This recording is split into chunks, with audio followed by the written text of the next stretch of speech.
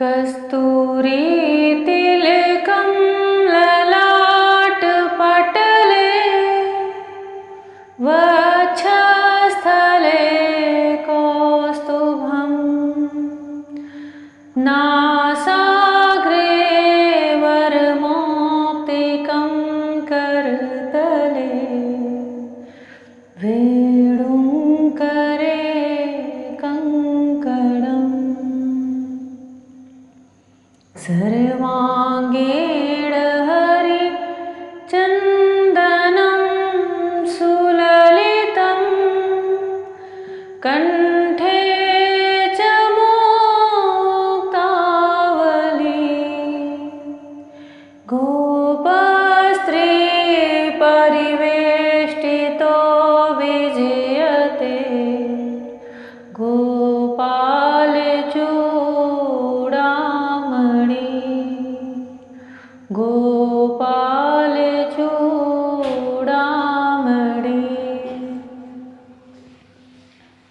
भगवान श्री कृष्ण चंद्र की जय।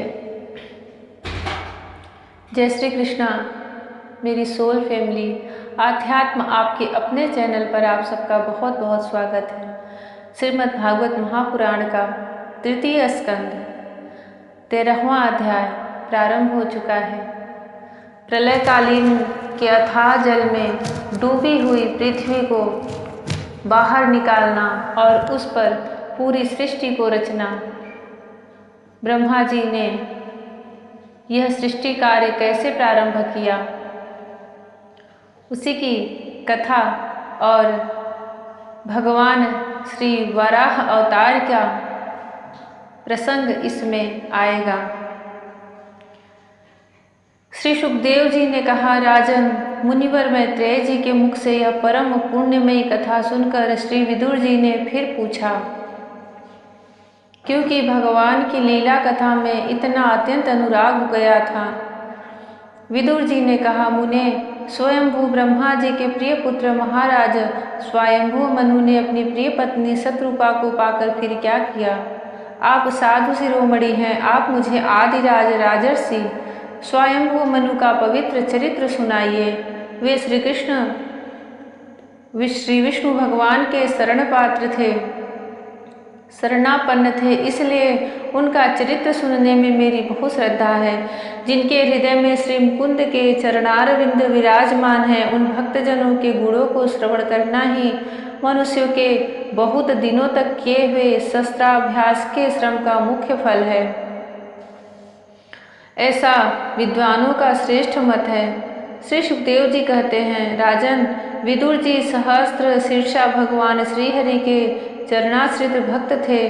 उन्होंने जब विनय पूर्वक भगवान की कथा के लिए प्रेरणा की, तब मुनिवर मैत्रेय का रोम रोम खिल उठा। उन्होंने कहा, मैत्रेय जी बोले, जब अपनी भार्या शत्रुपा के साथ स्वयंभू मनु का जन्म हुआ, तब उन्होंने बड़ी नम्रता से हाथ जोड़कर श्री ब्रह्मा जी से कहा, भगवान, एकमात्र आप ही समस्त जीवों के जन्मदाता और जीविका प्रदान करने वाले पिता हैं। तथापि हम आपकी संतान ऐसा कौन सा कर्म करें जिससे आपकी सेवा बन सके? पूज्यपाद, हम आपको नमस्कार करते हैं। आप हमसे हो सकने योग्य किसी ऐसे कार्य के लिए हमें आज्ञा दीजिए जिससे इस लोक में हमारी सर्वत्र कीर्ति हो और परलोक में सद्गति प्राप्त हो सके। श्री ब्रह्मा जी ने कहा, तात पृथ्वीपते, तुम दोनों का कल्याण हो। मैं तुमसे बहुत प्रसन्न हूँ, क्योंकि तुमने निष्कपट भाव से मुझे आज्ञा दीजिए यूँ कहकर मुझे आत्मसमर्पण किया है। वीर पुत्रों को अपने पिता की इस रूप में पूजा करनी चाहिए। उन्हें उचित है कि दूसरों के प्रति ईर्ष्या का भाव न रखकर जहाँ तक बने उनकी आज्ञा का आदरपूर्वक सावधानी से पालन करें।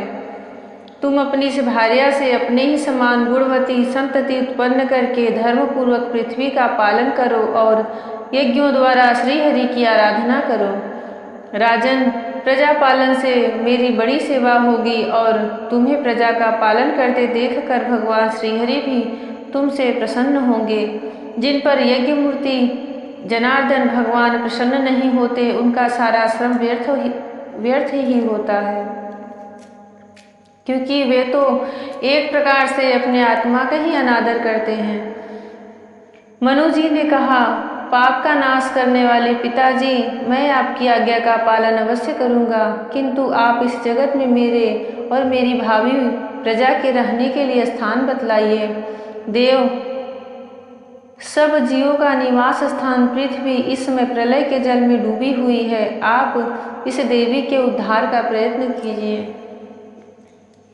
श्री मैत्रेय जी ने कहा, पृथ्वी को इस प्रकार अथाह जल में डूबी हुई देखकर ब्रह्मा जी बहुत देर तक मन में यह सोचते रहे कि इसे कैसे निकालूं।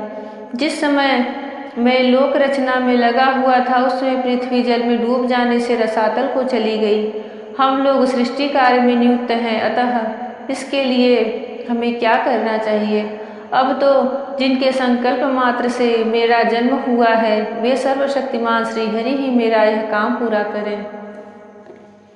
निष्पाप विदुर जी, ब्रह्मा जी इस प्रकार विचार कर ही रहे थे कि उनके नासिका छिद्र से अकस्मात अंगूठे के बराबर आकार का एक वराह शिशु निकला। भारत, बड़े आश्चर्य की बात तो यही हुई कि आकाश में खड़ा हुआ वह वराह शिशु ब्रह्मा जी के देखते ही देखते बड़ा होकर क्षण भर में हाथी के बराबर हो गया। उस विशाल वराह मूर्ति को देखकर मरीचि आदि मुनिजन, सनकादि और स्वयंभू मनु के सहित श्री ब्रह्मा जी तरह तरह के विचार करने लगे। अहो, शुक्र के रूप में आज यह कौन दिव्य प्राणी यहाँ प्रकट हुआ है? कैसा आश्चर्य है! यह अभी अभी मेरी नाक से निकला था। पहले तो यह अंगूठे के पेरुए के बराबर दिखाई देता था, किंतु एक क्षण में ही बड़ी भारी शिला के समान हो गया। अवश्य ही यज्ञ मूर्ति भगवान हम लोगों के मन को मोहित कर रहे हैं। ब्रह्मा जी और उनके पुत्र इस प्रकार सोच ही रहे थे कि भगवान यज्ञ पुरुष पर्वताकार होकर गरजने लगे। सर्वशक्तिमान श्रीहरि ने अपनी गर्जना से दिशाओं को प्रतिध्वनित करके ब्रह्मा और श्रेष्ठ ब्राह्मणों को हर्ष से भर दिया।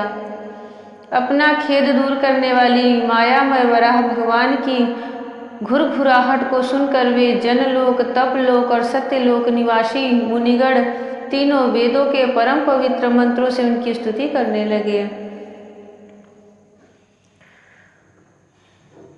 भगवान के स्वरूप का वेदों में विस्तार से वर्णन किया गया है, अतः उन मुनीश्वरों ने जो स्तुति की उसे वेद रूप मानकर भगवान बड़े प्रसन्न हुए और एक बार फिर गरज कर देवताओं के हित के लिए गजराज की सी लीला करते हुए जल में घुस गए।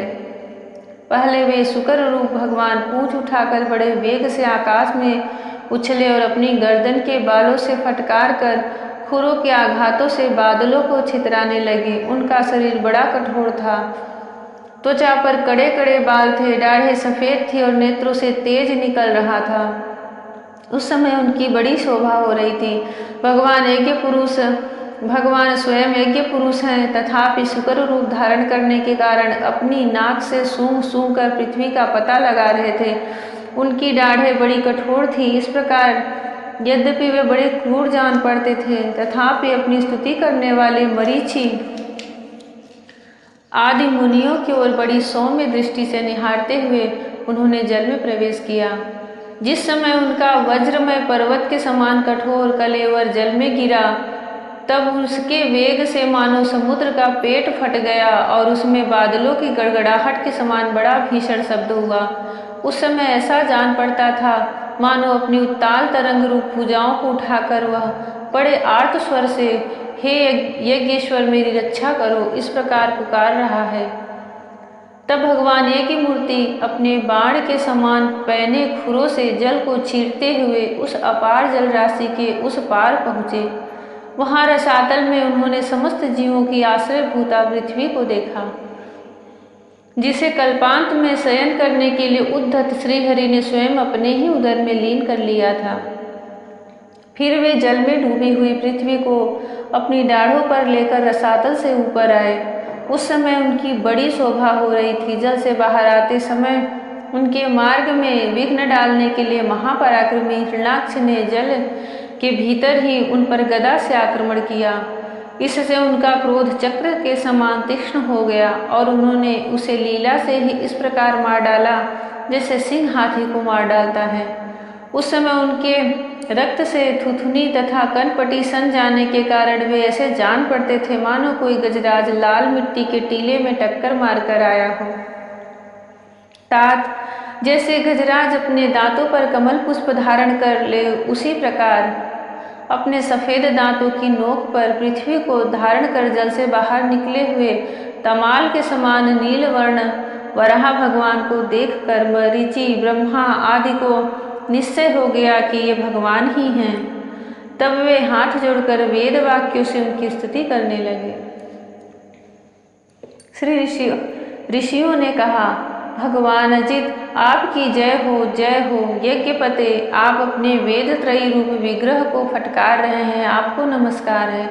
आपके रोमकूपों में संपूर्ण यज्ञ लीन है, अपनी पृथ्वी का उद्धार करने के लिए यह सुकर रूप धारण किया है, आपको नमस्कार है। देव दुराचारियों को आपके शरीर का दर्शन होना अत्यंत कठिन है, क्योंकि यह यज्ञ रूप है।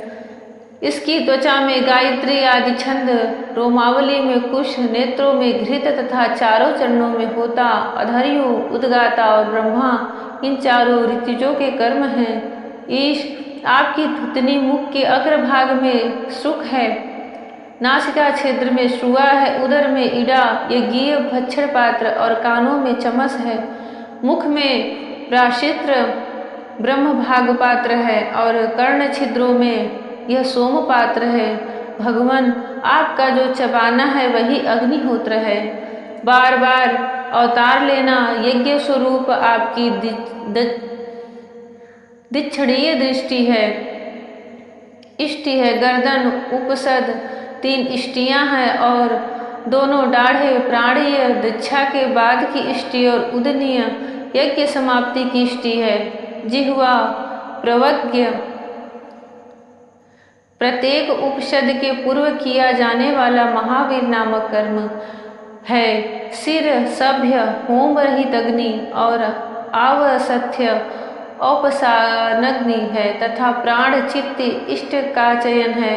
देव आपका वीर्य सोम है। आसन बैठना प्रातः समनादि 3 समन है। 7 धातु अग्निष्टोम, अत्यग्निष्टोम, उक्त, षोडशी, वाजपेय, अतिरात्र और आप्तोर्याम नाम की 7 संस्थाएं हैं तथा शरीर की संधियां जोड़ संपूर्ण सत्र है। इस प्रकार आप संपूर्ण यज्ञ सोम रहित याग और क्रतु सोम सहित याग रूप हैं।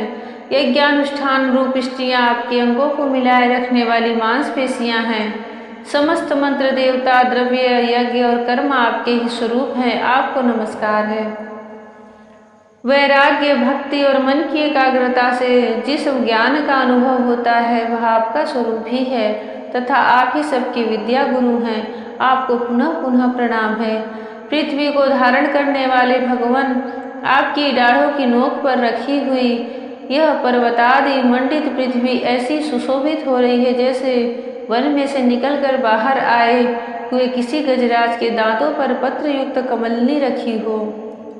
आपके दांतों पर रखे हुए मुखमंडल के सहित आपका यह वेदमय वराह विग्रह ऐसा सुशोभित हो रहा है जैसे शिखरों पर छाई हुई मेघमाला से कुल पर्वत की शोभा होती है। नाथ, चराचर जीवों के सुखपूर्वक रहने के लिए आप अपनी इन पत्नी जगन माता पृथ्वी को जल पर स्थापित कीजिए। आप जगत के पिता हैं और अरणी में अग्नि स्थापन के समान आपने इसमें धारण शक्ति रूप अपना तेज स्थापित किया है। हम आपको और इस पृथ्वी माता को प्रणाम करते हैं। प्रभो, रसातल में डूबी हुई इस पृथ्वी को निकालने का साहस आपके सिवा और कौन कर सकता था, किंतु आप तो संपूर्ण आश्चर्यों के आश्चर्य हैं। आपके लिए कोई आश्चर्य की बात नहीं है। आपने ही तो अपनी माया से इस आश्चर्यमय विश्व की रचना की है। जब आप अपने वेदमय विग्रह को हिलाते हैं तब हमारे ऊपर आपके गर्दन के बालों से झड़ती हुई शीतल जल की बूंदें गिरती हैं। ईश, उनसे भीगकर हम जनलोक, तपलोक और सत्यलोक में रहने वाले मुनिजन सर्वथा पवित्र हो जाते हैं। जो पुरुष आपके कर्मों का पार पाना चाहता है अवश्य ही उसकी बुद्धि नष्ट हो गई है, क्योंकि आपके कर्मों का कोई पार ही नहीं है। आपकी योग माया के सत्वादि गुणों से यह सारा जगत मोहित हो रहा है। भगवान, आप इसका कल्याण कीजिए। श्री मैत्रेय जी कहते हैं, विदुर जी, उन ब्रह्मवादी मुनियों के इस प्रकार स्तुति करने पर सबकी रक्षा करने वाले वराह भगवान ने अपने खुरों से जल को स्तंभित कर उस पर पृथ्वी को स्थापित कर दिया। इस प्रकार रसातल से लीला पूर्वक लाई हुई पृथ्वी को जल पर रख कर वे विश्वक्सेन प्रजापति भगवान श्री हरि अंतर्ध्यान हो गए। विदुर जी, भगवान के लीलामय चरित्र अत्यंत कीर्तनीय है और उनमें लगी हुई बुद्धि सब प्रकार के पाप तापों को दूर कर देती है। जो पुरुष उनकी इस मंगलमयी मंजुल कथा को भक्ति भाव से सुनता या सुनाता है, उसके प्रति भक्तवत्सल भगवान अंतस्तल से बहुत शीघ्र प्रसन्न हो जाते हैं। भगवान तो सभी कामनाओं को पूर्ण करने में समर्थ हैं और उनके प्रसन्न होने पर संसार में क्या दुर्लभ है, किंतु उन तुच्छ कामनाओं की आवश्यकता ही क्या है। जो लोग उनका अनन्य भाव से भजन करते हैं, उन्हें तो वे अंतर्यामी परमात्मा स्वयं अपना परम पद ही दे देते हैं।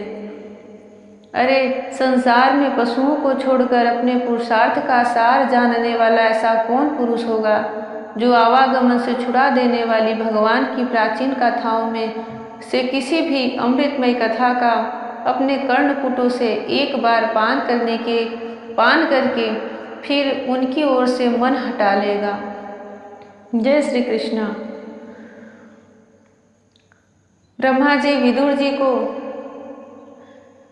मैत्रेय मुनि विदुर जी को एक क्रम से इस सृष्टि वर्णन का संपूर्ण ज्ञान दिए जा रहे हैं। अभी तक वह काल चक्र का और भगवान के 10 सृष्टि का वर्णन किए। अब वह इस पृथ्वी लोक पर जो हम लोग जन्म लिए हैं, रह रहे हैं, जीवन जी रहे हैं, उनका वर्णन प्रारंभ करेंगे। हिरण्याकश्यप और हिरण्याक्ष, जो कि वैकुंठ में भगवान के द्वारपाल थे, उनके पार्षद थे जय और विजय। ऋषियों के श्राप से वह दिति के गर्भ में आते हैं और बहुत ही भयानक दैत्य के रूप में जन्म लेते हैं। उनमें से जो हिरण्याक्ष था, उन्हीं का वध करने के लिए श्री हरि वराह रूप का अवतार लिए थे। यह तो उनकी एक लीला मात्र थी कि उनके 2 कार्य उसमें सिद्ध हो गए। पृथ्वी को भी, रसातल में गई हुई पृथ्वी को निकाल कर बाहर लाए और पृथ्वी को उनकी पत्नी माना जाता है, वराह भगवान की। और हिरण्याक्ष का मार्ग में उन्हें बाधा पहुंचाने के कारण उनका उसी जगह वध किया। भगवान श्री हरि नारायण को नमस्कार है, वराह भगवान को नमस्कार है, पृथ्वी देवी को नमस्कार है। जय श्री कृष्णा। राधे राधे। हरि ओम।